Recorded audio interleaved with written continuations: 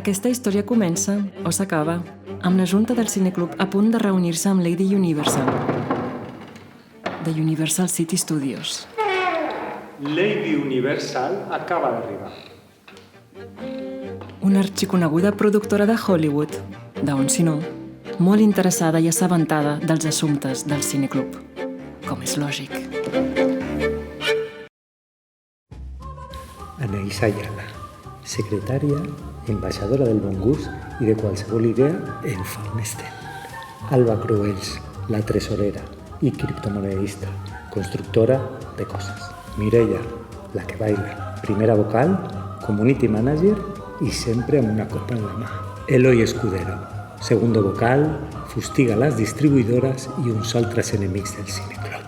La presidenta, Laia Garcia, especialista en hummus i guacamoles. I us preguntareu què tramen aquests dos monstres de la indústria cinematogràfica? Doncs bé, com és sabut, en tan sols 10 anys d'activitat, el cineclub esdevingué un agent cultural de primer ordre, generant un interès inaudit pel cinema i erigint Vilanova i la Geltrú com a nou epicentre del setè art, la qual cosa generà expectatives creixents per a possibles fusions, abocant-nos a aquest precís instant en què la secretària llegeix el primer punt de l'acord de la fusió. Punt número 1 de la fusió.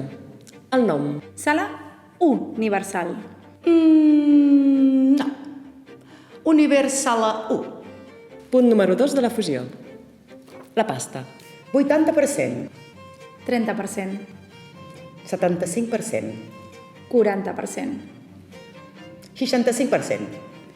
50 o res.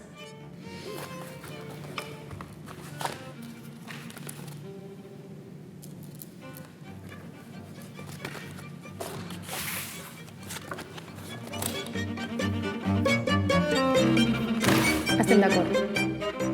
Després d'aquesta carnissada negociació, en què la presidenta va defensar els interessos de l'entitat, el cineclub, finalment, va signar l'acord que el catapultà a l'esfera mundial, engrossint llurs comptes bancaris andorrans i convertint-se en Sala Universal o Universal 1, no ha quedat del tot clar.